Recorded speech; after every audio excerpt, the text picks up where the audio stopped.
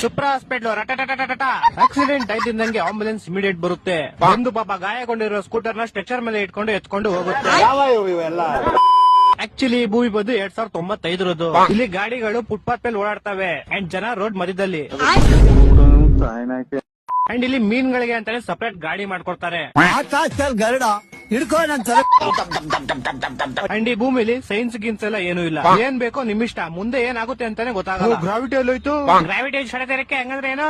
Do not feed animals ಅಂತ board ಹಾಕಿದ್ರು ಕೂಡ ಕೋತಿಗಳು ಮನುಷ್ಯಗಳಿಗೆ ಬಾಣೆ ತಿನ್ಸ್ತಾ ಇರ್ತಾರೆ. ಇದು ಫೈಟಿಂಗ್ ಕ್ಲಬ್. ಇಲ್ಲಿ ಫೈಟರ್ಸ್ ಜಗಳ ಆಡಲ್ಲ, ನೋಡಕ್ ಬಂದಿರೋ ಜನ ಜಗಳ ಆಡ್ತಾರೆ. ಅದನ್ನ ಇವರಿಬ್ರು ಫೈಟರ್ ಮೇಲಿಂದ ನಿಂತ್ಕೊಂಡು ನೋಡ್ತಾರೆ. ಲೋಪರ್ ನನ್ನ ಮಕ್ಕಳ ನೀವೇ ಕಲ್ಸ್ಬೇಕಪ್ಪ ಬುದ್ಧಿ. ನೀವು ಮನುಷ್ಯನ ಕುದುರೆ ಮೇಲೆ ಕುತ್ಕೊಂಡು ಓಡ್ತೀರಾ ನೋಡಿದೀರಾ, ಆದ್ರೆ ಇಲ್ಲಿ ಕುದುರೆ ಮನುಷ್ಯ ಮೇಲೆ ಕುತ್ಕೊಂಡು ಮನುಷ್ಯನ ಓಡಿಸುತ್ತೆ. ಇದು ಸರ್ಜಾಡ ಇವನು ಆ ಬಾಲ್ಗೂ ಹೋಲ್ಗೂ ಮೆಜರ್ಮೆಂಟ್ ಅಂತಾನೆ.